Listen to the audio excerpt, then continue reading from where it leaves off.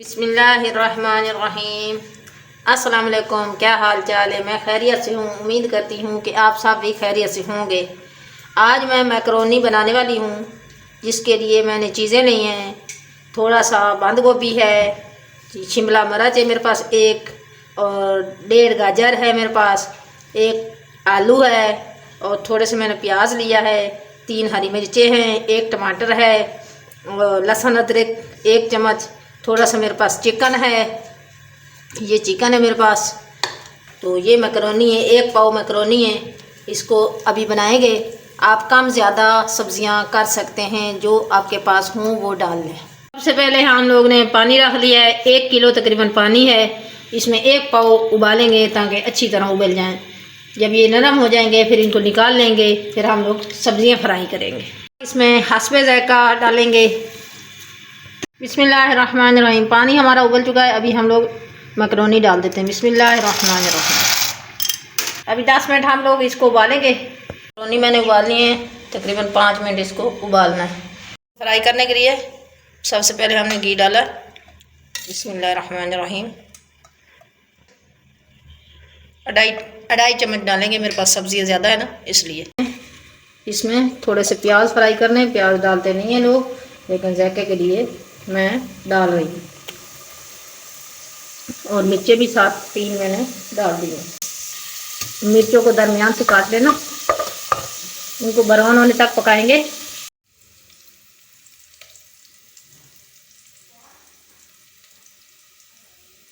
ہمارے تیار ہو چکے ہیں، اس میں لہسن ادرک ڈال دیتے ہیں، 2 منٹ بھونیں گے،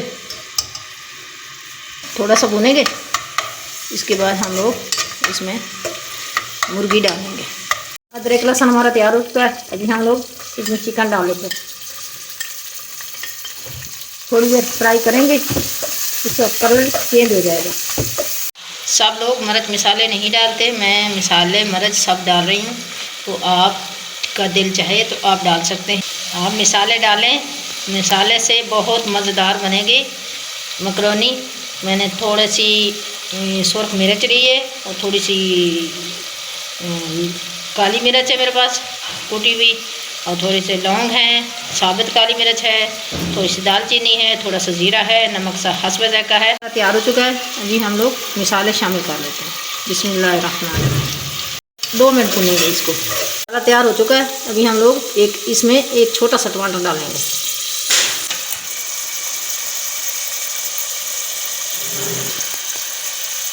تھوڑی سی دیر ہم لوگ اس کو بھونیں گے، پھر اس کے بعد ہم لوگ اس میں گاجر اور آلو ڈالیں گے۔ ابھی ہم لوگ گاجر اور آلو دونوں ڈال دیتے ہیں، پھر اس کے بعد ہم دوسری سبزیاں ڈالیں گے۔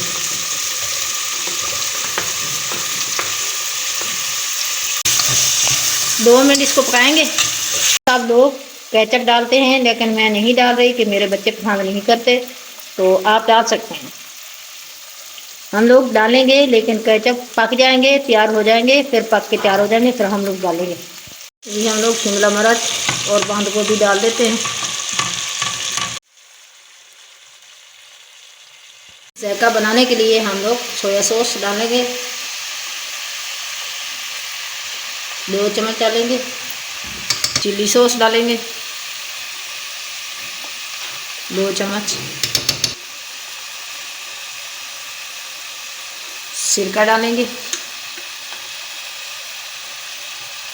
1.5 چمچ۔ اس سے میکرونی اور مزیدار بنیں گے انشاءاللہ۔ آپ میرے طریقے سے پکائیں اور پھر کھائیں، آپ کو انشاءاللہ بہت مزہ آئے گا۔ مسالہ ہمارا تیار ہو چکا ہے، اس کو 5 منٹ لگے ہیں، یہ 5 منٹ میں تیار ہو گیا ہے۔ ابھی ہم لوگ اس میں میکرونی ڈال دیتے ہیں۔ میں نے جو میکرونی ابالے تھے ابھی اس کو ڈال دیتے ہیں۔ میکرونی میں نے سارے شامل کر دیے ہیں، ابھی اس کو ہلائیں گے، مکس کریں گے۔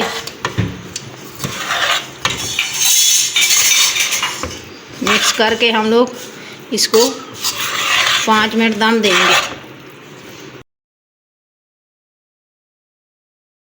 تھوڑا سا ہم لوگ اس میں گرم مسالہ ڈالیں گے، اس سے اور ذائقہ مزیدار بنے گا، ذائقہ چٹپٹا بنے گا۔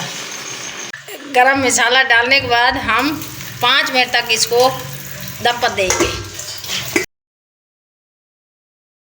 हमारे मैकरोनी तैयार हो चुके हैं अल्हम्दुलिल्लाह, बहुत मज़ेदार बने हैं। अभी इसको प्लेट में डाल के आपको दिखाएंगे। बिस्मिल्लाहिर्रहमानिर्रहीम। हमारे मैकरोनी बिल्कुल तैयार हो चुके हैं।